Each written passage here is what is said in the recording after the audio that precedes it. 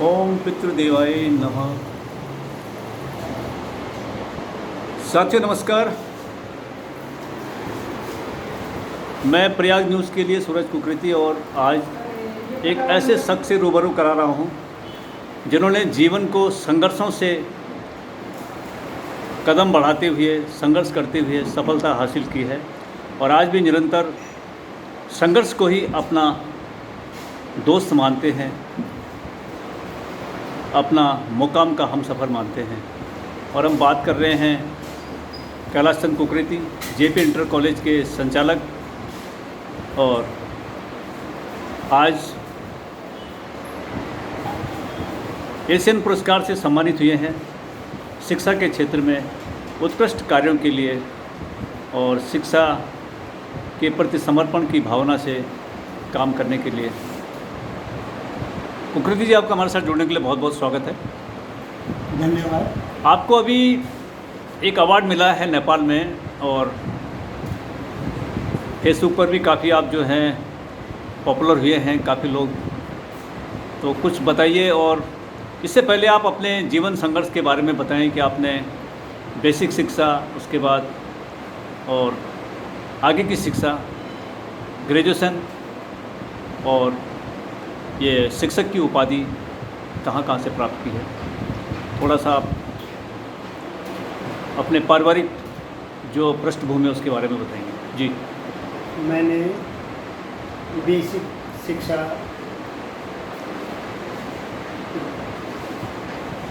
बड़े से primary school से पास की, कक्षा 5। उसके बाद राजकीय इंटर कॉलेज सिलोगी से हमने कक्षा 12 पास किया। उसके बाद डॉक्टर पीताम्बर दत्त बरथाल डिग्री कॉलेज कोटद्वार से भूगोल में एमए किया। 1993 में मैंने बीएड मेरठ यूनिवर्सिटी से किया। 1996 में मैंने पुनः एमए समाजशास्त्र से किया। उसके बाद मैंने 1995 में अपना बाल शिक्षा निकेतन स्कूल कोटद्वार में खोला। जी। उसके बाद निरंतर प्रयास करते करते 2004 में मैंने इंटरमीडिएट, पहले हाई स्कूल खोला, मान्यता मिली, और 2008 में मुझे इंटरमीडिएट की मान्यता मिली। 2015 में विद्यालय को एनएसएस की मान्यता मिली। इस बीच भारत स्काउट गाइड में भारत के राष्ट्रपति श्रीमती प्रतिभा पाटिल के द्वारा जेपी इंटर कॉलेज को राष्ट्रपति पुरस्कार से सम्मानित किया गया, जिसकी कार्यालय में फ़ोटो लगी हुई है। हाँ, मैं फ़ोटो दिखाता हूँ आपको।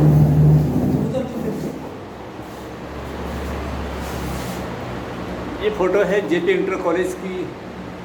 जो बालिका है उसे राष्ट्रपति पुरस्कार मिला है तत्कालीन राष्ट्रपति प्रतिभा देवी सिंह पाटिल के द्वारा। और विद्यालय ने कई कीर्तिमान स्थापित किए हैं। सांस्कृतिक कार्यक्रमों में उत्कृष्ट स्थान जेपी इंटर कॉलेज का रहा है।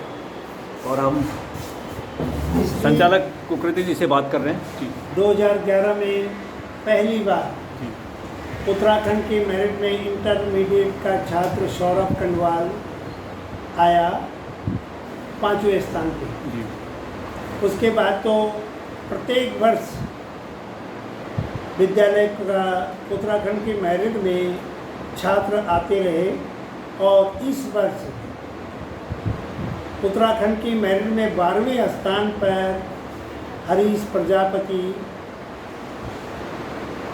मेरिट में आया, और उसको उत्तराखंड के मुख्यमंत्री श्री धामी जी ने देहरादून में पुरस्कृत किया। फोटो है ये नीचे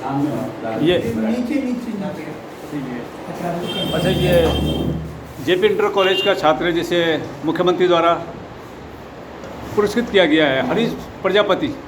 ये बालक है जी। इन सब कार्यों को देखते हुए मुझे दिल्ली से भारत नेपाल संघस्था से पत्र आया कि आपको 5 सितंबर को शिक्षक दिवस के रूप में पुरस्कृत होना है। काठमांडू में? नहीं, नई दिल्ली में। नई दिल्ली में। और नई दिल्ली में 5 सितंबर को पुरस्कार मिला। वहीं पर से हमारा चयन काठमांडू के लिए हो रखा है।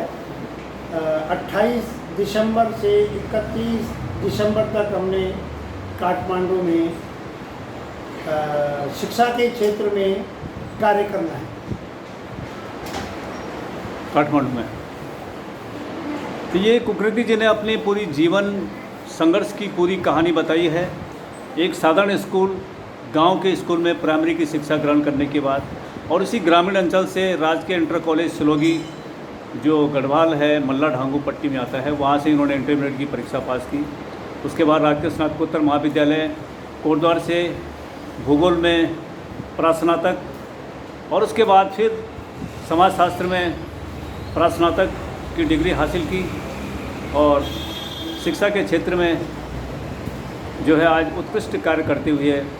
और सबसे बड़ी बात ये कि ये बिल्कुल जो है स्लम गरीब तबके के बच्चों को आज पब्लिक स्कूल की शिक्षा ग्रहण करवा रहे हैं। ऐसे बच्चे जिनके अभिभावक किसी भी पब्लिक स्कूल में एडमिशन नहीं ले सकते हैं, क्योंकि जहां आज की आधुनिक शिक्षा बहुत महंगी है, वहां निम्न और निम्न मध्यम वर्ग के लोगों के लिए ऐसी स्कूलों में शिक्षा प्राप्त करना बहुत मुश्किल काम है। लेकिन कुकृति जी ने तमाम जो है ऐसे परिवारों को, उनके बच्चों को पब्लिक स्कूल अंग्रेजी माध्यम की शिक्षा उपलब्ध कराई और आज उनका इसी तमाम जो है जो उनके कार्य हैं उस कार्यों का परिणाम आज उन्हें नेपाल काठमांडू में शिक्षक पुरस्कार से सम्मानित किया जाएगा।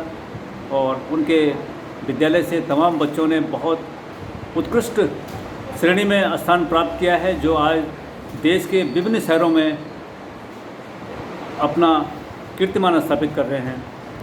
कुकृति जी, और आपकी और क्या ऐसा कोई शिक्षा के क्षेत्र में विशेष कोई ऐसी इच्छा, कोई ऐसा कार्य जिसको आप पूरा करना चाहते हो? शिक्षा के क्षेत्र में ऐसा मैंने सोचा है कि प्रत्येक छात्र को बहुत अच्छे से शिक्षा दी जाए और उन छात्रों को उच्च शिक्षा के लिए भी प्रोत्साहन किया जाए, जिससे कि उन छात्रों का भविष्य अच्छा हो। क्योंकि आज के ज़माने में तो सर्विस तो बड़ी मुश्किल से मिलेगी, परंतु उनको ऐसे काम कराए जाएं जिससे वो कि अपना कार्य खोल करके औरों को भी रोज़गार दे सकें। जैसे आपको शिक्षा के क्षेत्र में बहुत अनुभव है और आज सभी लोग शिक्षित हैं और उच्च शिक्षा भी लगभग 90% बच्चे हासिल कर चुके हैं, लेकिन जो समाज में देखने को मिल रहा है कि एक तो समाज में नशे का बड़ा प्रभाव हो गया है, ड्रग के शिकार बहुत हो गए हैं बच्चे। कोटद्वार की स्थिति काफ़ी ख़राब है और कोटद्वार ने पूरे उत्तराखंड में इस तरह की स्थिति बन गई है।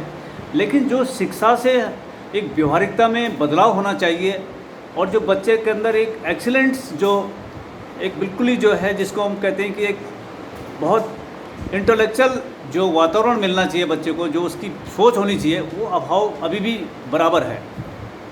क्या इसमें बदलाव किया जा सकता है? ऐसा देखने को मिला है कि जब बच्चे और अभिभावक के बीच में सामंजस्य नहीं होता है जी, क्योंकि सामंजस्य होना जरूरी है। अभिभावक ये नहीं देख रहा कि मेरा बच्चा किधर जा रहा है, कहाँ जा रहा है, कहाँ है। हमेशा हम अपनी लड़कियों पे ध्यान देते हैं कि मेरी लड़की कहाँ गई है, परंतु हम अपने लड़कों पे ध्यान नहीं देते कि वो कहाँ गया। लड़का समझ के हम ये सोचते कि वो तो लड़का है, कहीं भी होगा ठीक होगा, परंतु हमको लड़कियों से ज़्यादा लड़कों पे ध्यान देना पड़ेगा कि हमारा लड़का क्या कर रहा है, कहीं गलत उसमें तो नहीं जा रहा है, कहीं बीड़ी सिगरेट या कोई ऐसी मादक चीज़ों का प्रयोग तो नहीं कर रहा है। तो लड़कियां तो बहुत अच्छी हैं, परंतु हम अभिभावकों को ये कि वो देंगे कि वो लड़कों पे ज़्यादा विशेष ध्यान दें, और जिससे लड़के अगर ठीक हो जाएंगे तो स्वतः ही बहुत अच्छा रहेगा। सर, आपके बीच में एक बात और रख रहा हूँ। जैसे आप समाजशास्त्र के छात्र रहे और मास्टर डिग्री आपने समाजशास्त्र में ली है, और समाजशास्त्र अपने आप में एक ऐसा विषय है कि जो पूरे देश और दुनिया में सोशल एक्टिविटीज़ क्या हैं, लोगों की क्या स्थितियां हैं, बहुत बड़ा एक और ऐसा सब्जेक्ट है कि जो वाकई में समाज विज्ञान, समाज में क्या स्थितियाँ उसका अवलोकन करता है, एनालिसिस करता है। तो जिस तरह से हम काउंसलिंग की बात करते हैं, चाहे प्रवचन है वो भी एक रिलीजियस के उस पर जो है काउंसलिंग है, ऐसी जो है बच्चों के लिए, बच्चों के पेरेंट्स के लिए आज एक काउंसलिंग बहुत ज़्यादा ज़रूरी है। तो क्या आपको लगता है कि इस तरह से इस पर कुछ हुआ है सरकार के द्वारा या जो समाज के द्वारा? मैंने जब भी यहाँ पे 15 अगस्त और 26 जनवरी में मेरे पास लोग अभिभावक आते हैं या अभिभावक की बैठकों में आते हैं, तो कुछ लोग तो आते ही नहीं हैं, परंतु जो लोग भी आते हैं उनको मैं एक ही संदेश देता हूँ कि अपने बच्चों को देखिए और उनको आगे बढ़ाने के लिए तत्पर रहिए, क्योंकि आप जितने भी हैं आपका समय तो कम है, पर आप अपने बच्चों को बहुत अच्छा बनाइए, उनके साथ सभी कार्यों को आगे बढ़ाइए और जो वो कहते हैं उनके साथ दीजिए। धन्यवाद सर आपका हमारे साथ जुड़ने के लिए। ये थे हमारे साथ में कला संघ कुकृति और जेपी इंटर कॉलेज के संचालक हैं और काफ़ी कुछ युवाओं के लिए सोचते हैं और एक बेहतर समाज की भी बात करते हैं। धन्यवाद सर आपका हमारे साथ जुड़ने के लिए। Thank you.